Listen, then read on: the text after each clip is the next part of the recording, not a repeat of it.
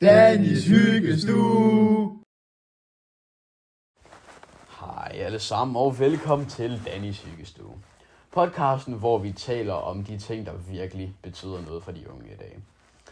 Der plejede sgu at være en anden vært her. Han hedder Tobias, han var en rigtig flot ung gut, men han er sgu ikke med os mere. Lige meget.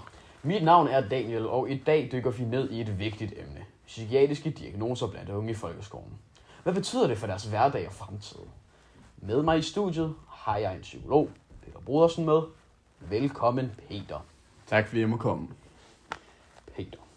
Vi hører ofte, at flere og flere unge får en psykiatrisk diagnose, som for eksempel, lad os sige, angst, ADHD, ADD eller måske noget autisme. Hvorfor sker det, tror du? Ja, der kan jo være flere grunde. For det første er vi blive bedre til at opdage og forstå psykiatriske udfordringer. For det andet kan pres fra skole, sociale medier og samfundets forventninger øge risikoen for, at unge udvikler mentale problemer, ligesom ditte. Altså ja, og hvad kan det betyde for sådan en ung gut i folkeskole at få en diagnose? En diagnose kan være en stor lettelse, for det kan give en forklaring på de udfordringer, de oplever.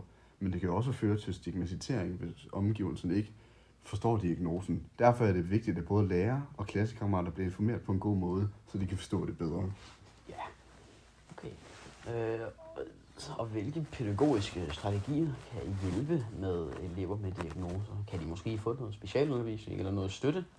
Ja, individuelle støttetilbud som specialundervisning og mentorordninger gør en stor forskel. Desuden hjælper det at skabe et inkluderet klassemiljø med tydelige rammer og strukturer. Samarbejde mellem skole, forældre og psykologer er også afgørende. Det er virkelig tankevækkende. Tak fordi at du vil være med i dag, Peter. Husk, at det er helt okay at række ud efter hjælp, hvis du eller du kender nogen, der har det svært.